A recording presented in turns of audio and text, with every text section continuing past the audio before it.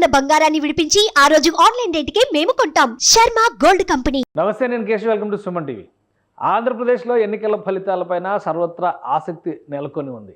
దేశవ్యాప్తంగా ఈ రాష్ట్రంలో ఎవరు ప్రభుత్వాన్ని ఏర్పాటు చేస్తారనేటువంటి చర్చ విస్తృతంగా జరుగుతుంది. ఇక రాష్ట్రంలో ఫలితాలను డిసైడ్ చేసేటువంటి అత్యంత కీలక జిల్లాల్లో ఉమ్మడి గుంటూరు జిల్లా ఒకటి. గుంటూరు జిల్లా వ్యాప్తంగా చూస్తే 17 అసెంబ్లీ స్థానాలు ఉన్నాయి. ఈ 17 అసెంబ్లీ స్థానాలు అలానే 3 పార్లమెంటు స్థానాలు గుంటూరు జిల్లా పరిధిలోకి వచ్చేటువంటి నియోజకవర్గాలతో ఏర్పడినటువంటి పరిస్థితి. ఇక్కడ ఎవరికి పట్టుంది, అలానే రాజకీయంగా చైతన్యం ఎక్కువగా ఉన్నటువంటి జిల్లా, ఇక్కడ చేసేటువంటి డెసిషన్ అంటే ఇక్కడ ఓటర్ల తీర్పు పక్క జిల్లాలను కూడా ప్రభావితం చేస్తుంది అనేటువంటి స్థాయిలో చర్చ నడుస్తూ ఉంటుంది. సో ఈ నేపథ్యాన్ని చూసినప్పుడు గుంటూరు జిల్లాలో 2024 ఎన్నికల్లో ఎవరెవరు బలమైనటువంటి అభ్యర్థులు బరిలో నిలిచారు, ఎవరి వైపు బలమైన గాలులు వీస్తున్నాయి, ఈ అంశాలను విశ్లేషించేటువంటి ప్రయత్నం చేద్దాం. కేకే సర్వేస్ సంస్థ గత ఎన్నికల సమయంలో కూడా ఒక రిపోర్ట్ ఇచ్చింది. ఆ రిపోర్ట్ యాక్యురేట్ రిజల్ట్గా మారిందనేటువంటి చర్చ నడుస్తున్నటువంటి సందర్భంలో సుమన్ టీవీ దీనికి సంబంధించినటువంటి విశ్లేషణని కేకే సర్వేస్ ద్వారా చేస్తుంది. కేకే సర్వేస్ ఫౌండర్ కేకే మనతో ఉన్నారు. కేకే నమస్తే. ఈ గుంటూరు జిల్లాకి సంబంధించి ఉమ్మడి గుంటూరు జిల్లా అంటే ఉభయ గోదావరి జిల్లాలతో పోల్చి చూసినప్పుడు తూర్పుగోదావరి జిల్లా తర్వాత అది ఒక బలమైనటువంటి పెద్ద జిల్లా. సో అంటే డీలిమిటేషన్కి ముందరైతే ఇంకా నంబర్ ఆఫ్ సీట్స్ కూడా ఎక్కువ ఉండే. ఇప్పుడు 17 సీట్లకు పరిమితమైనటువంటి జిల్లా కాబట్టి ఎలా ఉంది అసలు గుంటూరు జిల్లాలో బలాబలాలు కానీ ఓవరాల్గా పార్టీలకు సంబంధించినటువంటి వేవ్ విషయం కానీ ఏ విధంగా ఉంది? అంటే మీరు చెప్పిన మంచి కంపారిజన్ బాగా చేశారు సార్. ఉభయ గోదావరి జిల్లాలకి కృష్ణా గుంటూరు కాంబినేషన్కి ఈ 2 జిల్లాలు కంపేర్ చేస్తే అక్కడ జనసేన గుర్రాలకి టీడీపీ గుర్రాలు తోడైతే చాలా ఫాస్ట్గా వెళ్తాయి. ఓకే. ఇక్కడ టీడీపీ గుర్రాలకి జనసేన గుర్రాలు తోడైతే చాలా ఫాస్ట్గా వెళ్తాయి. ఇంకా జోడు గుర్రాల్లాగా ఇక్కడ ఈ రెండింటికి కాంబినేషన్ అది. సో ఓవరాల్గా అక్కడ వేవ్ జనసేనకి అద్భుతంగా ఉంటుంది. అక్కడ కూటమి ఉంటుంది, అంటే టీడీపీ ఉంటారు, ఇక్కడ కూడా జనసేన ఉండేవాళ్ళు ఉంటారు నియోజకవర్గాలు. బట్ ప్రతి నియోజకవర్గంలో కూడా టీడీపీ ఖచ్చితంగా జనసేన సపోర్ట్ కావాలి, అక్కడ జనసేనకి ఖచ్చితంగా టీడీపీ సపోర్ట్ కావాలి. ఇలా ఈ జోడు గుర్రాల మీద అడ్వాంటేజ్ అయింది. అట్ ది సేమ్ టైం జోడు గుర్రాలు ఒక్కటే సరిపోదు, దానికి ఇచ్చే extra vote banking Jaganmohan Reddy గారు ఎంప్లాయీస్ ద్వారా కొంతమంది మీరు తీసుకోండి, అలాగే రోడ్ల ద్వారా, లిక్కర్ ద్వారా, రకరకాల ఇష్యూస్ ద్వారా, లేదా ఎంప్లాయ్మెంట్ కలిగించలేదని రకరకాల ఇష్యూస్ ద్వారా 1% ఇదిగో తీసుకోండి అని చెప్పి కూటమికి ఇచ్చారు ఆల్రెడీ. దాంతో పాటుగా యాడెడ్గా కృష్ణా గుంటూరులో అధికంగా మనకు మూలిగే నక్క మీద తాటికే పడ్డట్టు ఒక రాజధాని అంశం అనేది ప్రధానంగా వాళ్ళకి గుదిబండలా తయారైంది. దాన్ని ఇంకా యాడెడ్ అడ్వాంటేజ్గా తీసుకొని కూటమి కానీ జనసేన కానీ దాన్ని ఇంకా బలంగా ముందుకు తీసుకెళ్లి ప్రజల్లోకి ఓవరాల్గా కృష్ణా గుంటూరులో చాలా 90% మెజారిటీ స్థానాలు గెలుచుకోవడానికి దిశగా వెళ్తుంది. అదే రిజల్ట్ మీకు గుంటూరులో కూడా కనబడుతుంది. అంటే గుంటూరు సినారియో చూస్తే 17 నియోజకవర్గాల్లో ఒకే ఒక్క అసెంబ్లీ స్థానాన్ని జనసేన పార్టీకి ఇచ్చింది. అలానే కృష్ణా జిల్లాలో 2 బీజేపీకి ఇచ్చినా కానీ గుంటూరు జిల్లాలో బీజేపీకి 0 నిల్. సో ఇది ప్రభావం ఎలా ఉంటుంది? మిత్రపక్షాల మధ్య సమతూకం ఉందా లేదా? అంటే ఇది ఖచ్చితంగా జనసేన ఇంకొంచెం బెటర్గా దాన్ని బార్గెన్ చేసి ఉండొచ్చు. బీజేపీ నుంచి పక్కన పెట్టాం, లాస్ట్ మూమెంట్లో వచ్చింది కాబట్టి మేబీ వాళ్ళు సరిగ్గా దాన్ని ప్రొజెక్ట్ చేయలేకపోయారు. ఆబ్వియస్గా మనకు చాణక్య నీతిలాగా చంద్రబాబు గారు దీంట్లో నిష్ణాతుడు కాబట్టి ఎక్కడ ఎవరికి ఏ సీట్ ఇవ్వాలి, ఏ సీట్ ఇవ్వకూడదని చెప్పి ఆబ్వియస్గా ఆయనకు ఉన్నటువంటి చాణక్యం ఆయనకే ఫేవర్ చేస్తుంటుంది కదా పార్టీ కాబట్టి ఆబ్వియస్గా దీంట్లో టీడీపీ 100% సక్సెస్ అయ్యింది. ఇనిషియల్గా ఉన్నటువంటి హర్డల్స్ మాకు తక్కువ సీట్లు ఉన్నాయి అనేది నెంబర్ ప్రకటించినప్పుడు చాలా మందికి జనసేన వాళ్ళు డిసప్పాయింట్ అనమాట. 100% వాస్తవం. ఎందుకంటే వాళ్ళు ఎక్స్పెక్ట్ చేసింది 50 కాడి నుంచి 40 కాడి నుంచి 30 కాడి నుంచి 20 దగ్గరికి వచ్చింది. అంటే పవన్ కళ్యాణ్ సీట్ పక్కన పెడితే 20 సీట్లు తీసుకున్నారు. సో ఆబ్వియస్గా వాళ్ళు డిసప్పాయింట్ అయ్యారు. బట్ ఎలక్షన్స్ మూమెంట్ దగ్గరికి వచ్చేసరికి మనకు 4th ఫేజ్లో జరగడం వల్ల, అదే ఫస్ట్ ఫేజ్లో ఉంటే చాలా వరకు ఆ జెల్ అయ్యిండకపోవచ్చు, ఇబ్బంది అయ్యింది. అదే మనకు 4th ఫేజ్ రావడం వల్ల ఒక ఎనఫ్ టైం 1 month రావడం వల్ల వాళ్ళకి అడ్వాంటేజ్ ఏంటంటే ఈ కింద కార్యకర్తల వరకు అది బాగా జెల్ అయింది. దానికి తోడు జగన్మోహన్ రెడ్డి గారు కూడా కూటమి బాగా బలంగా ముందుకెళ్ళేదానికి బాగా ఆయన హెల్ప్ ఆయన చేశారు. ఎందుకంటే ఫినిషింగ్ సభ కూడా పిఠాపురంలో పెట్టడం, అంటే టార్గెటింగ్ ఎప్పుడైతే మీరు పవన్ కళ్యాణ్ చేస్తున్నారో పవన్ కళ్యాణ్ వేద్దామా వద్దనుకునే వాళ్ళు కూడా వీళ్ళు కన్సాలిడేట్ అయ్యేదానికి జగన్మోహన్ రెడ్డి గారు పడినటువంటి వ్యూహం వాళ్ళకి అడ్వాంటేజ్ అయింది. రైట్. అంటే అసలు ఓవరాల్గా గుంటూరు జిల్లాలో ఉన్నటువంటి నియోజకవర్గాలను ఒకసారి మనం పరిశీలిద్దాం. మొత్తం గుంటూరు జిల్లాలో, ఉమ్మడి గుంటూరు జిల్లాలో ఇది మొదటి లిస్టులో చూస్తే మనం మొత్తం 10 నియోజకవర్గాలు కనిపిస్తుంది. ఈ 10 నియోజకవర్గాల్లో ఒక్క గుంటూరు వెస్ట్ గత ఎన్నికల్లో తెలుగుదేశం పార్టీ గెలిచింది, మద్దాలగిరి, ఆయన కూడా వైసీపీలోకి వెళ్ళిపోయాడు. సో ఈ మిగతా అన్ని నియోజకవర్గాలు 9 నియోజకవర్గాలు కూడా వైసీపీ గెలుచుకున్నటువంటి నియోజకవర్గాలు. ఇక మిగతా లిస్టులో మనం చూస్తే కనుక మాచర్ల, గురజాల, నరసరావుపేట లాస్ట్ టైం మిత్రపక్షం బీజేపీ కంటెస్ట్ చేసింది, బీజేపీ ఓడిపోయినటువంటి పరిస్థితి. పెదకూరపాడు, వేమూరు ఎస్సీ, రేపల్లె, బాపట్ల ఈ లిస్టులో కూడా ఒక్క రేపల్లెలో అనగాని సత్యప్రసాద్ లాస్ట్ టైం కూడా టీడీపీ నుంచి గెలిచారు, ఈసారి కూడా ఆయనే పోటీ చేస్తారు. మొత్తం 17 అసెంబ్లీ నియోజకవర్గాలు గుంటూరు జిల్లా పరిధిలో ఉన్నటువంటి నియోజకవర్గాలు. సో మీ లెక్క ప్రకారం ఈసారి ఎన్ని చోట్ల ఎవరికి ఎడ్జ్ ఉంది అంటే 2019 లెక్కలో అయితే 17లో 2 సీట్లు మాత్రమే టీడీపీ గెలిచింది, 15 వైసీపీ గెలిచింది. అంటే మీరు చెప్పినట్టు ఓవరాల్ 17 స్థానాలు సార్. లాస్ట్ టైము టీడీపీ 2 మాత్రమే గెలుచుకుంది, వైఎస్ఆర్సీపీ 15 గెలుచుకుంది సార్ లాస్ట్ టైం మొత్తం ఓవరాల్గా.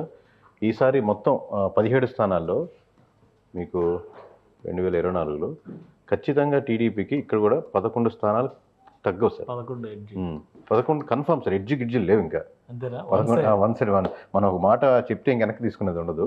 సో 11 స్థానాలు కన్ఫర్మ్ కనపడుతున్నాయి. ఇక్కడ కూడా సేమ్ ఇంచుమించుగా అదే ఫేర్ కనపడుతుంది, కాదు ఒకటే కనపడుతుంది, 2 ఉన్నాయి ఇక్కడ, ఇక్కడ ఒకటి కనపడుతుంది అంతే తేడా. సో ఒక్క స్థానం మటుకు కన్ఫర్మ్ సీట్ కనపడుతుంది సార్ వైఎస్ఆర్సీపీకి. మిగతా 5 స్థానాలు టఫ్ ఫైట్ ఉన్నాయి సార్. దీంట్లో ఇంకోటి గెలుచుకుంటుందా, ఇంకో 2 యాడ్ చేసుకుంటుందా, ఇంకో 3 యాడ్ చేసుకుంటుందా, లేదా ఇక్కడే 3 యాడ్ అవుతుంది. ప్రతి జిల్లాలో కూడా ఆల్మోస్ట్ వైసీపీ పక్కగా గెలిచే సీటు ఒకటే చెప్తున్నారు. మరి అధికార పార్టీ మరి ఒక్క సీటు 17 ఉన్నా, 18 ఉన్నా, 19 ఉన్నా ఒక సీట్లో మాత్రమే కన్ఫర్మ్గా విన్ ఉంటుంది. కానీ ఎలా ఎన్ని డౌట్స్ ఉన్నా అన్ని డౌట్స్ మీరు మీ దగ్గరే పెట్టుకోండి సార్. 2 ఉన్నాయి దీనికి ఆప్షన్స్. రేపు జూన్ 1వ తారీఖు సాయంత్రం 5 గంటలకి మొత్తం ప్రెస్ మీట్ పెట్టి పబ్లిక్గా మళ్ళీ ఓవరాల్గా ఈ 5 కూడా కన్సల్టేట్ చేసి ఇంకా నెంబర్ చెప్తాను, ఇది 2, 1 ఉందా, 3 ఉందా, 5 ఉందా అనేది. ఆ తర్వాత మనల్ని వెరిఫై చేసినాం కదా, కేకే అనేవాడికి బ్రాండ్ ఉంచొచ్చా, తీసేయచ్చా కంప్లీట్గా. ఇది సెకండ్ టైం. ఇప్పుడు మనకు ట్రోలింగ్ కొత్త కాదు. లాస్ట్ టైం కూడా వైఎస్ఆర్సీపీ 151 కన్ఫామ్గా మనం గెలిచాయని చెప్పినప్పుడు ఓవరాల్గా మానవుడు ఎవడు నమ్మడు మామూలు సహజంగా ప్రజలు. ఉండే మీలాగా సబ్జెక్ట్ ఐడియా ఉన్న వాళ్ళకి, పాలిటిక్స్ అబ్జర్వ్ చేసే వాళ్ళకి దరిదాపులుగా రావచ్చేమో అన్న అంచనా ఉంటుంది. కానీ ఎందుకంటే ఏం చూసి జగన్ కొట్టేస్తారు, ఏం చూసి 151కి కొట్టేస్తారు, అటుపక్క మనం ట్రోల్ చేశారు. ఇప్పుడు కూడా మీరు చెప్పినట్టుగా ఇంత సిట్టింగ్ గవర్నమెంట్ ఉండేది, ఇంత కృష్ణా గుంటూరులో మామూలుగా అక్కడే ఉండి ప్రభుత్వాలు పరిపాలిస్తున్నప్పుడు 1 సీటు 2 సీట్లు 3 సీట్లు కింద కాకపోతే ఎంత అనేది అనిపిస్తుంటుంది. కానీ నంబర్ మీకు పర్సంటేజ్ ఒక 10% డిఫరెన్షియేట్ చేసినప్పుడు, ఇప్పుడు ఓవరాల్గా ఇక్కడ వైఎస్ఆర్సీపీకి ఓట్ బ్యాంకింగ్ లేదు, వేసేవో లేరని కాదు, మీకు 35 నుంచి 40% పడిపోయి ఇక్కడ 60% వచ్చినప్పుడు, ఒక 10% డిఫరెన్స్ చూపించినప్పుడు నెంబర్స్ హ్యూజ్ డిఫరెన్స్ కనబడతాయి. ఓకే, మీకు రిజల్ట్స్ అంతే. అంటే మీరు సరే ఓకే, మీరు చెప్పిన ఫిగర్స్ యాక్సెప్ట్ చేద్దాము ప్రస్తుతానికి. కానీ ఓవరాల్గా ఒక్కొక్క నియోజకవర్గం పరిధిలో చూస్తే మనం ఇప్పుడు తాడికొండ, సరే తాడికొండ లాస్ట్ టైము ఉండవల్లి శ్రీదేవి గారు గెలిచారు, ఒక వ్యతిరేకత ఉందనుకున్నా, ఆమె టీడీపీ వైపు టర్న్అవుట్ అయ్యారు. మేకతోటి సుచరితని ప్రతిపాడులో గెలిచినటువంటి ఆమె ఇక్కడ హోంమంత్రి, మాజీ హోంమంత్రిగా కూడా చేశారు. సో ఆమెను ఇక్కడికి తీసుకొచ్చి పెట్టారు. కొత్త నియోజకవర్గం సార్ ఓవరాల్గా మీకు సార్. ఓకే, నియోజకవర్గం మొత్తం పూర్తిగా మారిపోయిందా? మారిపోయినప్పటికీ కూడా అంటే పక్కనే కదా, పక్క నియోజకవర్గం కొంత ఎఫెక్ట్ ఉంటుంది. ఎంతైనా సార్ మీకు ఒక 4 సంవత్సరాలు ఓవరాల్గా అక్కడ ఉన్నప్పుడు, అక్కడ ఉన్నటువంటి మీ కమ్యూనికేషన్ మీరు ఏర్పరచుకుంటున్నప్పుడు లాస్ట్ టైము చివరి నిమిషంలో జరిగేటువంటి సర్దుబాట్లు వచ్చినప్పుడు మీ కొత్త ఆ మండలాలు కొత్త, ఆ ప్రజలు కొత్త, కనెక్షన్స్ కొత్త, వీటితో పాటు మీకు ఒక పార్టీకి వేవ్ ఉండి పాజిటివ్గా ఉందనుకోండి, కొత్త క్యాండిడేట్ అప్పుడే ఇంజనీరింగ్ కంప్లీట్ అయ్యి కుర్రాడు కూడా గెలిచేసుకునే సీట్లు ఉంటాయి కొన్ని. కానీ ఒకటి అంటే ఇప్పుడు మీరన్న పాయింట్స్ అన్ని యాక్సెప్ట్ చేసినా కానీ జగన్మోహన్ రెడ్డి గారు ఎక్కువ ఎక్స్పెరిమెంట్స్ చేసింది గుంటూరు కృష్ణా జిల్లాలో. ఎందుకంటే ఆయనకు ముందుగానే ఒక ఈక్వేషన్ మీద అనుమానం ఉంది కాబట్టి. సో వాటిని ఇప్పుడు ఎగ్జాంపుల్ మంగళగిరి చూద్దాం. సిట్టింగ్ ఎమ్మెల్యేని పక్కన పెట్టి మళ్ళీ ఆయన వేరే వాళ్ళని తీసుకొచ్చి క్యాండిడేట్ని మార్చి 2-3 సార్లు జరిగింది. పక్కన పెట్టలేదు సార్, ఆయన పక్కకి వెళ్ళలేదు. ఆయన పక్కకి వెళ్ళలేదు, ఆయన పక్కన పెట్టబట్టే ఆయన పక్కకి వెళ్ళాడు. సో ఆ ఈక్వేషన్ దెబ్బ కొట్టింది. ఆయన కాంగ్రెస్ పార్టీలోకి వెళ్ళి కూడా మళ్ళీ వెనక్కి వచ్చినటువంటి పరిస్థితిని మనం ఆల్రెడీ చూసాం. సో అదే విధంగా మనం ఇక్కడ లెక్కేసి చూస్తే ప్రతిపాడు నియోజకవర్గం కూడా చేంజ్, తాడికొండ నియోజకవర్గం చేంజ్, అలానే గుంటూరు వెస్ట్ చేంజ్. ఎందుకంటే గారిని ఇప్పుడు ఏమో చిలకలూరుపేట ఈ 2 పక్క పక్కనే సార్. చిన్న కాదు అసలు, అక్కడ మద్దాలగిరి టీడీపీ నుంచి గెలిచి ఆయన వైసీపీలోకి వచ్చాడు, సిట్టింగ్ ఎమ్మెల్యే. ఆయన పక్కన పెట్టేసి విడుదల రజని అంటే ఇక్కడికి ఇంపోర్ట్ చేశారు. కూడా మీకు వెస్ట్ గెలుచుకుందంటే ఆబ్వియస్ గా కొంచెం పార్టీ బలం అక్కడ ఉన్నట్టు కదా, కేవలం మద్దాల రవి ఓట్ బ్యాంకింగ్ అంతా కాదు కదా. ప్లస్ మీకు చిలకలూరుపేటలో ఆమె ఎక్కడో వర్క్ చేసుకుంటుంది, రైటో రాంగో ఆమె కమెంట్స్ ఉన్నాయి, నెగిటివ్ ఏదో వర్క్ చేసుకుంటే ఆ కనెక్షన్స్ ఏర్పరచుకుంటుంది. మీరు కంప్లీట్గా గుంటూరు వెస్ట్లో ఇచ్చారు, ఒక బలమైన నాయకుడిని తెచ్చి లాస్ట్ టైం టీడీపీ క్యాండిడేట్ని మనం గెలిచిన నియోజకవర్గాన్ని ఈసారి వైసీపీ కైవసం చేసుకునే లెవెల్లో ఇచ్చారు. ఆల్రెడీ చిలకలూరుపేటలో నాకు టఫ్ ఫైట్ ఉన్నారు, ఇప్పుడు అక్కడ తీసుకొచ్చి మళ్ళీ గుంటూరు వెస్ట్లో ఇచ్చారు. కనీసం చిలకలూరుపేట అయితే కనీసం ఫైట్ ఉంటుంది. ఇప్పుడు ఇది చిలకలూరుపేట వచ్చి మూవ్ అయ్యారో ఇంకా ఆ చిలకలూరుపేట ఇది కూటమి కన్ఫర్మ్ సీట్ అని అక్కడ అది పోయింది, ఇది పోయింది. ఓకే, అంటే ఇప్పుడు చిలకలూరుపేటలో కూడా మనోహర్ నాయుడు తీసుకొచ్చారు, ఇక్కడ కూడా ఒక ఈక్వేషన్ ప్రజెంట్ చేసేటువంటి ప్రయత్నం చేశారు. కమ్మ కాపు ఈ కాంబినేషన్స్ వీటన్నిటిని కౌంటర్ చేసేటువంటి ఒక ఎత్తుగడ నడుస్తుంది కదా. అపోజిషన్ చూసుకోవాలి కదా సార్ ప్రతిపాటి పుల్లారావు గారు. సో దాంట్లో మీరు 4 సంవత్సరాలు ఉండి వర్క్ చేసిన విడుదల రజనీ పక్కన పెట్టారు. ఇమీడియట్ గా కొత్త క్యాండిడేట్ రాగానే సమీకరణాలు మారేంత క్యాండిడేట్స్ నిజంగా స్టేచర్స్ ఉన్నాయా లేదని మీరు ఆలోచించుకోవాలి. సో వీటి ప్రభావం ఉందంటారు అయితే ఉంటుంది సార్. మీరు క్లిక్ అయితే బాగానే ఉంటుంది సార్. ఇప్పుడు ఎక్స్పెరిమెంట్ ఎప్పుడు ఒకటే కదా సార్ మీకు. టోటల్ ఎక్స్పెరిమెంట్ అంటారు. గ్రౌండ్ రియాలిటీ గ్రౌండ్ రిపోర్ట్స్ లేకుండా జగన్మోహన్ రెడ్డి గారు డెసిషన్ తీసుకుని ఉంటారు. గ్రౌండ్ రిపోర్ట్స్ బట్టి చేశారు సార్. గ్రౌండ్ రిపోర్ట్స్ బట్టి ఆధారితంగా ఇప్పుడు వీళ్ళ మీద వ్యతిరేకత ఉంది అన్నారు. వ్యతిరేకత ఉంటే దానికంటే బలమైన క్యాండిడేట్ని తీసుకురావాలి. విడుదల రజనీ గారి కంటే ఇంకా స్ట్రాంగ్ కనెక్షన్స్ ఉండి తీసుకురావాలి. అక్కడ గుంటూరు ఆమెను పంపించాలంటే విడుదల రజనీ వస్తే అక్కడ గెలుచుకునే సీటు పంపించాలి. ఇట్లా మీరు రిపోర్ట్స్ ఆధారిత కరెక్ట్. ఇంకొకటి కూడా ఇక్కడ కొన్ని కాంబినేషన్స్ ఏవైతే వర్కౌట్ చేశారో జగన్మోహన్ రెడ్డి గారు కీన్ గా మనం అబ్జర్వ్ చేస్తే బీసీ కార్డు ఎక్కువ ప్రజెంట్ చేశారు. చాలా చోట్ల ఓసీలకి పట్టున్నది అనుకున్నటువంటి చోట్ల కూడా బీసీ జనాభాను దృష్టిలో పెట్టుకుని ఆయన చేంజెస్ చేశారు. ఇవి పనిచేయమంటారా సామాజిక? ఇది చాలా ఎక్కువ మందికి ఉన్న అపో సార్. బీసీ కార్డ్ అని అంటారు. ఇప్పుడు ఇండివిజువల్ గా ఒక యాదవ్ని ఒక దగ్గర కంటెస్ట్ చెప్పారు అనుకోండి సార్. అక్కడ యాదవ్ ఓట్ బ్యాంక్ యాదవ్ దిగారు కదా అక్కడ నరసరావుపేట పార్లమెంటరీ సార్. అక్కడ అంటే ఫ్రెష్ గా రావడం, దానికి ముందు వర్క్ చేసుకునే టైం ఇవ్వాలి కదా సార్. లాస్ట్ మూమెంట్ లో ఒక 15 రోజుల ముందు వస్తే 7 నియోజకవర్గాలు ఎక్కడెక్కడ ఏ మండలాలు ఉన్నాయో తెలుసుకునేదానికి వారం పడుతుంది. రోజుకి ఒక నియోజకవర్గం మొత్తం పేపర్ మీద చూసుకునేదానికి తిరిగేదానికి అంటలేదు నేను. ఏ మండలాలు, ఏ విలేజ్లు, జాగ్రఫీ అర్థం చేసుకోవడానికి 1 వీక్ పడుతుంది.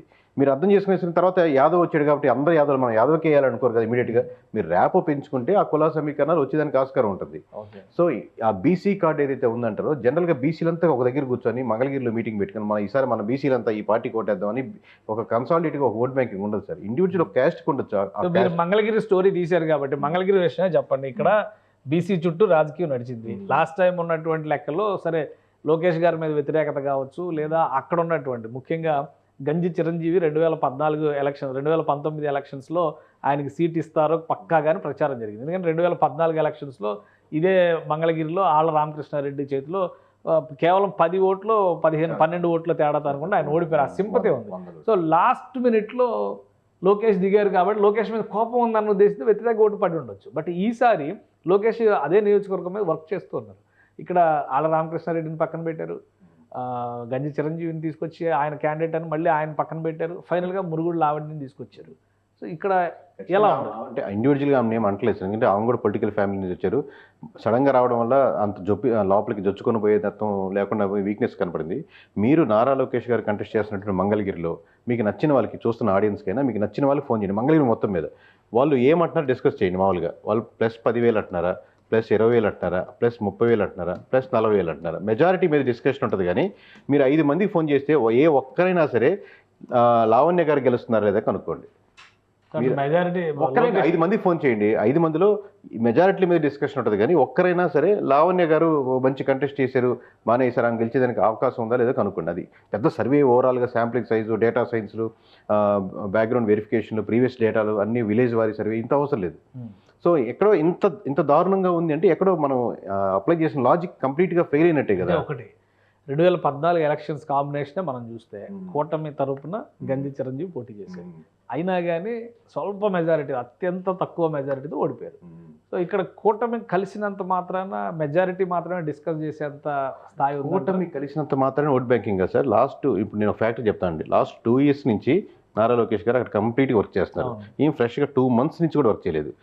లాస్ట్ మీకు గడిచిన ఎలక్షన్స్లో ఓడిపోయారు అన్న ఒక సింపతి ఈయనకుంది.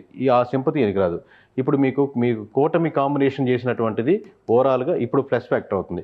వీటితో పాటు ఇవన్నీ ఒక 20% ఓట్ బ్యాంకింగ్ తెస్తున్నప్పుడు కూడా మిగతా 80% ఓట్ బ్యాంకింగ్ గారు జగన్మోహన్ రెడ్డి గారు ఇస్తున్నారు. ఎంప్లాయీస్ ద్వారా ఇస్తున్నారు, అక్కడ లోకల్గా ఉన్నటువంటి ఇష్యూస్ ద్వారా ఇస్తున్నారు, లేదా రకరకాల ఫ్యాక్టర్స్ ద్వారా. ఓకే, అది మాట్లాడదాం మనం. అది ప్రభుత్వ వ్యతిరేకతలో రకరకాల ఫ్యాక్టర్స్. ఇప్పుడు మీరు చెప్పిన 3 కాంబినేషన్స్ లో ఫస్ట్ 2 years నుంచి వర్క్ చేస్తున్నారు అన్నారు. బట్ బీసీలకి బలమైనటువంటి నియోజకవర్గం, బీసీ జనాభా ఎక్కువ ఉంది, కానీ బీసీకి సీట్ ఇవ్వట్లేదు ప్రతిసారి అనేటువంటి చర్చని జగన్మోహన్ రెడ్డి గారు రైజ్ చేశారు. అది లావణ్యకి ప్లస్ కాదా? రెండోది, ఆమె 2 నెలలు కూడా వర్క్ చేయలేదు అంటున్నారు. బట్ ఓడిపోయారు అనేటువంటి సింపతి ఉంటుంది అన్నారు.